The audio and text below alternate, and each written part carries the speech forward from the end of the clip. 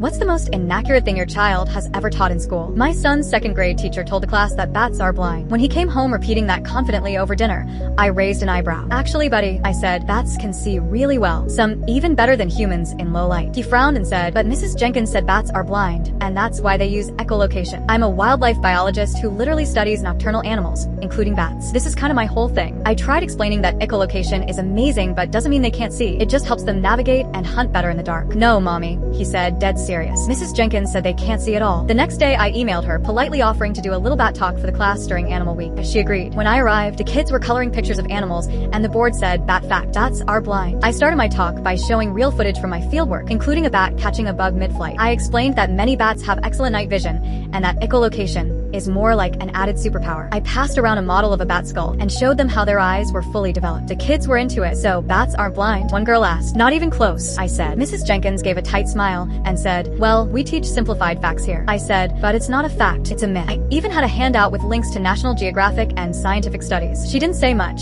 but I could tell she was annoyed. The next week, my son brought home a worksheet with a big red X over bats can see. I asked him what happened, and he said Mrs. Jenkins told the class, some people believe bats can see, but we stick to what's in the book. I emailed the principal with copies of bat vision studies and a photo of the worksheet. He was surprisingly supportive. Turns out he used to be a science teacher. The following Monday, he visited the classroom during science time and read a children's book called Bat Loves the Night, which correctly explained echolocation and vision. Mrs. Jenkins didn't look thrilled, but by Friday, my son told me they were making a new bulletin board. Bat myths busted. And there was his paper, this time with a smiley face and the words, great research, in green ink.